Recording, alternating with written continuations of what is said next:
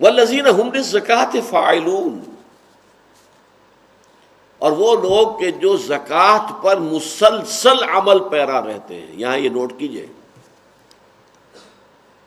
قرآن مجید میں اکثر جگہ ایتاء زکوٰۃ آتا ہے، یؤتون الزکاۃ یقیمون الصلاۃ و یؤتون الزکاۃ، اقیموا الصلاۃ وآتوا الزکاۃ، ایتاء۔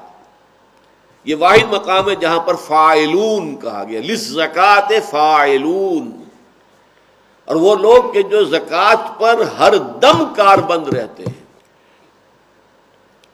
یہ چونکہ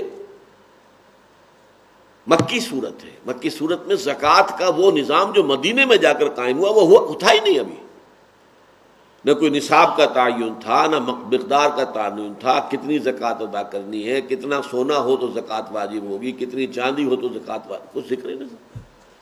لہذا زکوٰۃ ایک معین عبادت کے طور پر مکے میں فرض نہیں ہوئی، بلکہ یہ تو جا کر مدینے میں فرض ہوئی۔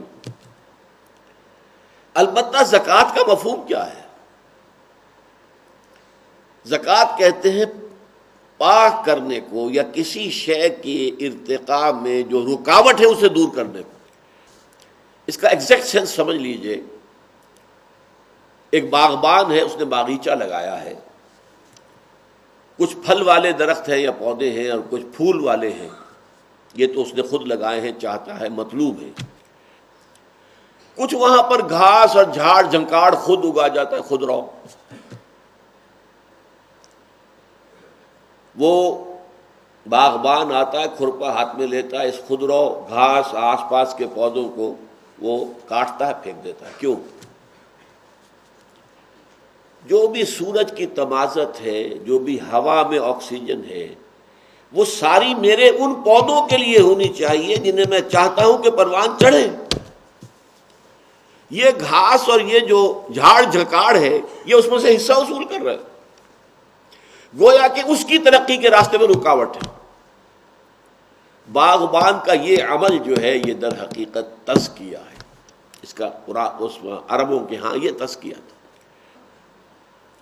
اب یوں سمجھیے کہ اسلام انسانی شخصیت کو جس رخ پر بڑھانا چاہتا ہے، اس کا سب سے بڑا بریک جو ہے، جو شخصیت کو ادھر نہیں بڑھنے دیتا، وہ حب مال ہے، مال کی محبت۔ وَإِنَّهُ لِحُبِّ الْخَيْرِ لَشَدِيدٌ، اس حب مال کو جڑ سے کاٹنے کے لیے اس کو خرچ کرو، خرچ کرو، خرچ کرو، انفقوا انفقوا انفقوا، جتنی تاکید قرآن میں ہے، اتنا ہی تمہارا دل صاف ہوگا، اتنی ہی تمہاری اصل شخصیت، روحانی ترقی تمہاری ہوگی۔